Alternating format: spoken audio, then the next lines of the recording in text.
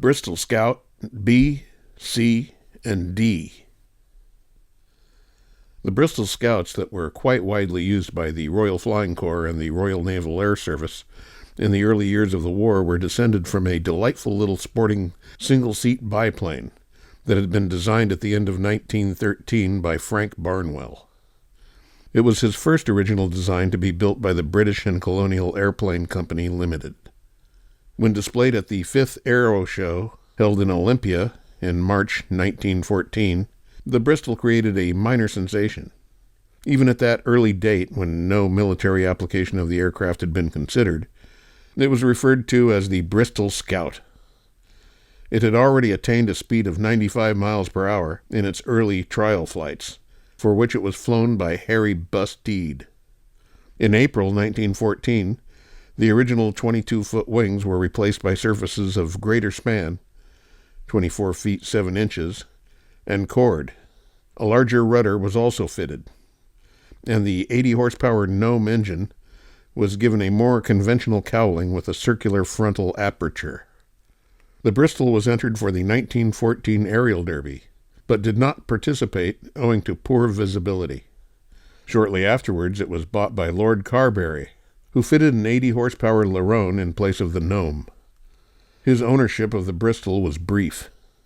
While competing in the London-Paris-London race on the 7th of July, 1914, he ran out of fuel on his return cross-channel flight and had to ditch. Lord Carberry was rescued, but the aircraft was lost.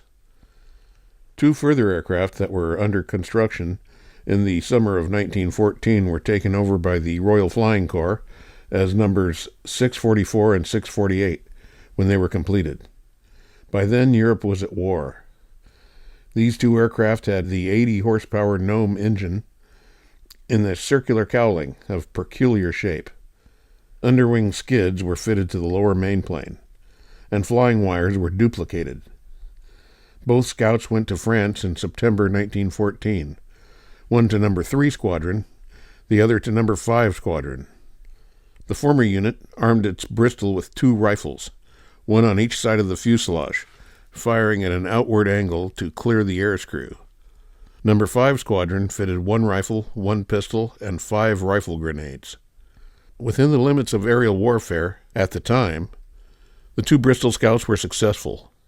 Although their armament was improvised and largely ineffective, combats were rare occurrences, and the performance of the Bristols was much superior to that of the opposing aircraft. Production orders, modest at first, were placed from November 1914 onwards for the Royal Flying Corps and the Royal Naval Air Service. The aircraft built under these contracts were designated Bristol Scout C. Retrospectively, the original aircraft was named Scout A, and its 2 successors Scout B. The Scout C was very similar to Scout B, but had a deeper top decking ahead of the cockpit, which was of different shape, and a revised engine cowling was fitted.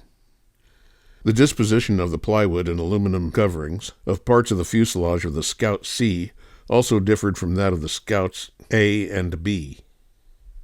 When the Bristol Scout went into service with the Royal Flying Corps, the operational squadrons were equipped with 2-seaters, but had 1 or 2 single-seat Scouts for escort duties. Most of the RFC squadrons in the field therefore had 1 or 2 Bristols.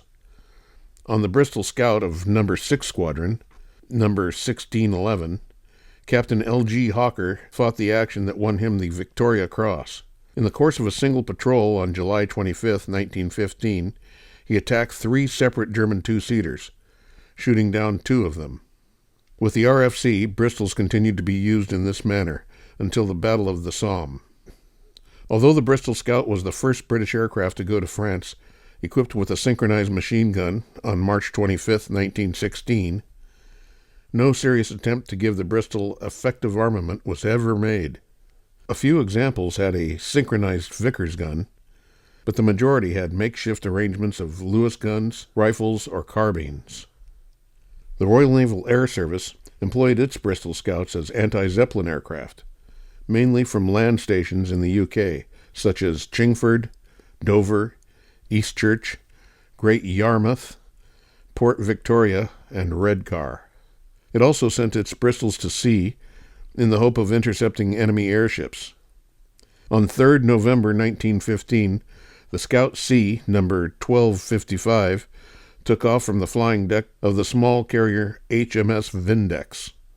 The pilot was Flight Lieutenant H.F. Towler. The occasion was the first takeoff made by a land plane from a ship underway at sea. On the 2nd of August 1916, one of the Bristol Scouts from Vindex, flown by Flight Lieutenant C.T. Freeman, attacked a Zeppelin. This scout was armed with Rankin darts, an anti-airship weapon of doubtful efficacy, and failed to destroy the Zeppelin. In another attempt to prolong the Bristol Scouts' endurance for anti-airship duties, one, number 3028, was air-launched from a Portababy flying boat. Although the experiment was successfully performed on 17th May 1916, it was never repeated. During the second half of 1915, gnome engines became scarce. Consequently, many Bristol Scouts had to have the 80-horsepower Larone. A few had the 80-horsepower Clerget. At first, the available gnomes were reserved for Bristol Scouts, built for the Royal Naval Air Service. A new oil system, with a tank in front of the cockpit instead of behind, had to be installed because the Larone's oil pump was less efficient than that of the gnome.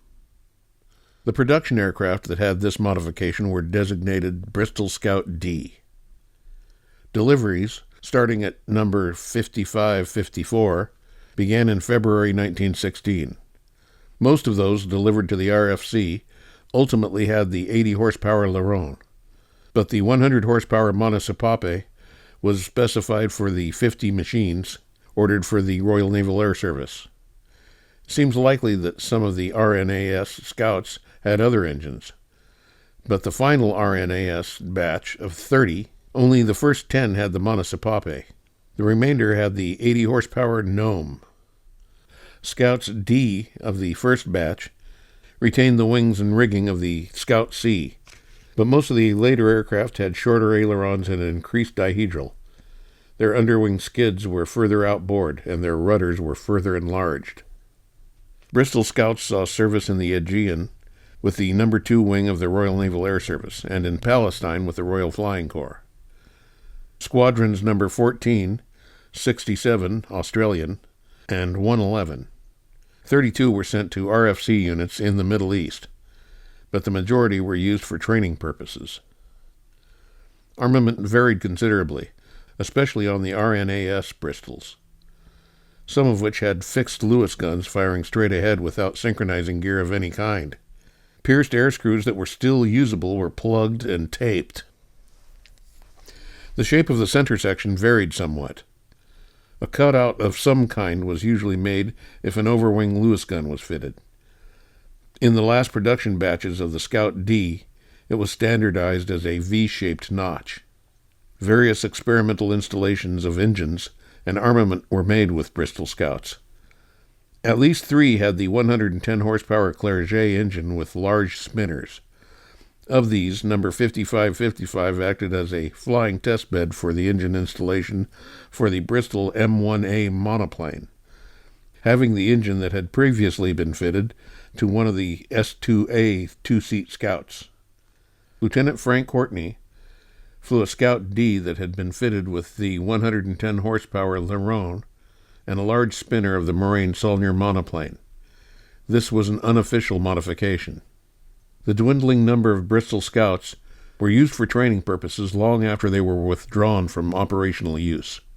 Such was their declared employment, but in fact they were appropriated by senior officers as their personal aircraft, for their delightful flying qualities made them much sought after. A few went to the RNAS flying school at Vendôme, 1 to Australia, 1 to the USA. Lack of adequate armament prevented the Bristol Scout from making a name for itself as a fighter early in the war. It will probably never be known why more active steps were not taken to equip more Bristols with interrupter gears once they became available.